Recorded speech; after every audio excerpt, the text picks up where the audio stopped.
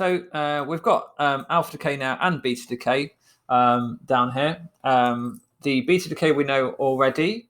We have something changing into something else. The mass number is going to stay the same because all that's happened is that inside the nucleus of this thorium atom, a neutron has turned into a proton. And it's given off an electron, but the electrons are very light, so the mass number is not really going to change. So 234 stays as 234. Because a neutron turned into a proton, then now it has one more proton. So 90 turns into 91. And because it's now got 91 protons, it's no longer thorium. It's something else. And I'm not sure what the symbol for that, what element that is actually. But thorium changes into that. So that's beta decay. We looked at that in the previous video. If we look at the alpha decay, this is a new one now. So we have, I'm not sure about this word reactant. That might not be the right terminology, but I'm not sure. So yeah, because that's usually chemistry notation, but it might be right for physics too. It's not really reacting. That's my issue with it. It's decaying. That would be a decay product. That's definitely a decay product. I'm not sure you can say it's a decay reactant. Anyway, so I don't like that word. I'm just going to scribble it out. Okay, so yeah, I might be wrong. Might actually be called reactant, but I've not come across that before. So anyway, so alpha decay, what's going on is that the mass number is changing. So you see how the mass number stayed the same in beta decay? This one, it went down by 2. So here, stayed the same. So let's just go 0. And this one went up. Oh, sorry, yes, it went down by 4. Can't count. This one went down by 2. Thank you. It's always good to have a student in the video so they can notice if I've done something wrong. So went down by 4, and this one went down by 2. So this one was a bit weird. We have to do a little bit of thinking trying to work out how that could have happened, how it could stay the same, but the atomic numbers that gone up by 1, and we realize, oh, the neutron's turned into a proton. In this case, it's a little bit easier to understand.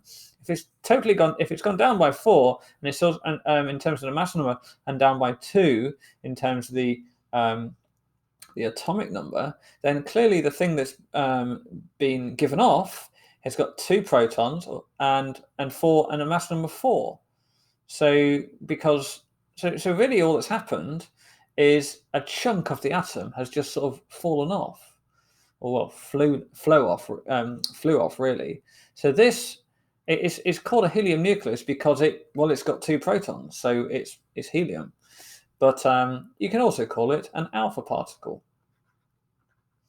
So this is an example nuclear equation for for alpha decay. This is alpha decay, and this bit of radiation is called the alpha particle. This would be the beta particle. The symbol. I put the symbol for the alpha particle. The symbol for the beta is like that. Let me do that again. It's really messy. It's like a B with a tail. It's a Greek letter, I think.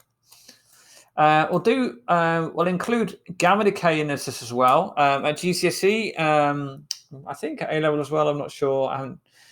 Don't think I remember teaching this at A-level. Gamma decay, basically nothing really happens. You get something. I'll get an image of gamma decay. So with gamma decay, essentially this M. I mean, I'm pretty sure this is beyond A-level actually. Basically, what happens is you get an element in a so-called excited state, and then it de-excites and produces a little wave of energy, which is called a gamma ray. So at GCSE, you just need to know that nothing really happens to it. It's still the same element. It's still got the same mass number. It's still got the same atomic number. But it produces a gamma ray. Often, during alpha decay and beta decay, a gamma decay will happen at the same time. So a gamma ray will be given off as well.